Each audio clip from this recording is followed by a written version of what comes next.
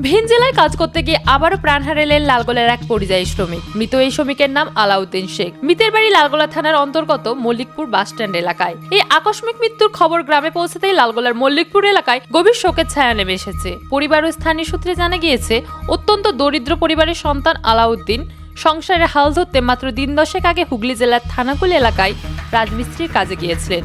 প্রতিদিনের মতোই সেখানে কাজ করছিলেন তিনি, কিন্তু আচমকাই একটা উঁচু স্থান থেকে পা পিছলে পড়ে যান তিনি। আশঙ্কাজনক অবস্থায় তাকে উদ্ধার করে স্থানীয় হাসপাতালে নিয়ে যাওয়া হলে চিকিৎসকেরা তাকে মৃত বলে ঘোষণা করেন। আলাউদ্দিন ছিলেন পরিবারের একমাত্র উপার্জনকারী সদস্য। তার আকস্মিক প্রয়াণে স্ত্রী, 2 ছেলে ও 1 মেয়ের ভবিষ্যৎ এখন সম্পূর্ণ অন্ধকারের মুখে। আকস্মিক মৃত্যুর পর কান্নায় ভেঙে পড়েছে গোটা পরিবার। ঘটনার পর থেকে শোকার্ত পরিবারটিকে সান্ত্বনা দিতে ভিড় করেছেন প্রতিবেশীরা। এলাকার বাসিন্দাদের দাবি, পরিবারটি বর্তমানে চরম আর্থিক সংকটের মুখে দাঁড়িয়ে। অসহায় এই পরিবারটির পাশে দাঁড়ানোর জন্য সরকারের কাছে আর্থিক অনুদানের দাবি জানিয়েছেন তারা। পাশাপাশি সমাজের সর্বস্তরে শুভবুদ্ধি সম্পন্ন ও সহায়তায় মানুষের কাছেও সাহায্যের হাত বাড়িয়ে দেওয়ার জন্য আবেদন জানান। কালকে সকাল 8টার দিকে কথা হয়েছে, তারপরে হয়নি। তারপর আর কথা হয়নি। কিভাবে বুঝতে পারলেন? যার সাথে কাজে গেছে তার মা এসে বললো যে, ফোন করে বলছে যে এরকম এরকম ভাড়া থেকে পড়ে গেছে। তারপরে ফোন করে বললো যে হ্যাঁ, হসপিটালের ভিতরে ঢুকে আছে, কথা বলতে পারে না। তারপরে কিছুক্ষণ পর ফোন করে বলছে আর নাই। ছেলেকে মাদ্রাসাতে দেখা করতে যাবে বলে ফোন করছে, আর ফোন ধরে না আর শব্দ নাই। 12টা 1টা পর্যন্ত ফোন করেই চলতেছে। দিয়ে 1টার দিকে বেকার যার সাথে কাজে গেছে তার মা এসে বলছে এভাবে ভাড়া থেকে পড়ে হসপিটাল আছে, হাত পা ছেড়ে দিয়েছে, কথা বলতে পারে না।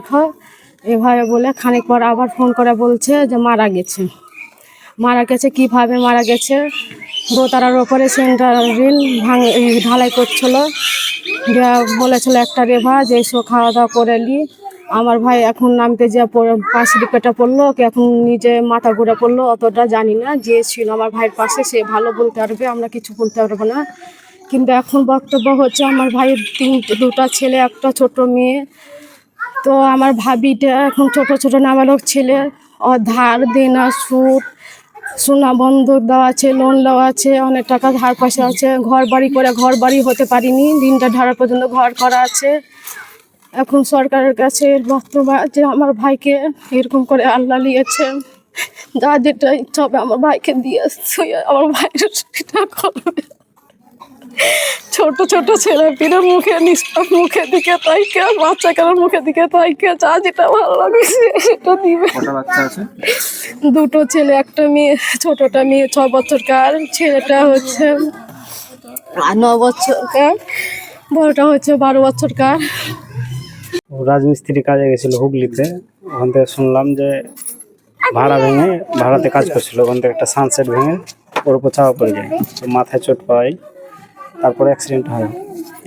হসপিটাল নিয়ে যাওয়ার পর কিছুক্ষণ পর বলে মৃত্যু বলে ঘোষণা করে ডাক্তার। ছেলে কটা আছে? ছেলে মেয়ে 3টে, 2টো ছেলে একটা মেয়ে। কত বড়? সব নাবালক 12 বছর, 10 বছর আর 6 বছর। আমরা চাইছি যে গ্রামবাসী চাইছি যে ছেলেগুলো নাবালক, ওদেরকে কোনো একটা সাহায্য সরকার থেকে পাওয়ার আগে ওদেরকে দেখভালের জন্য কোনো সাহায্য। ফোন লোকে এরকম সামসেট ভেঙে পড়ে যেয়ে সামসেট বুকের করে পড়েছে।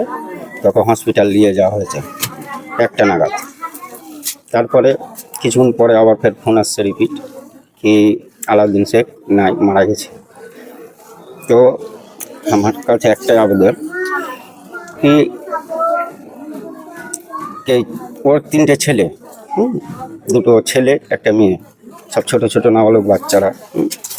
তাদের জন্য আমি বলছি কি সরকারের পক্ষ থেকে কিছু জানে ওদের হেল্প করা হয়। ওরা যায় মারা গেছে, উন্নয়ন হসপিটালে আছে। তো আবার খানিক শুনছি যে একদমই নাই, শেষ হয়ে গেছে। কিভাবে পড়েছিল সেটা কি জানতে বলছে যে দোতলার ওপর থেকে পড়েছে, সানসাটের ওপর, সানসাট ভেঙে আবার নিচে পড়ে সানসাট আবার উপরে পড়েছে, দিয়ে ওই যে এই সাইডটা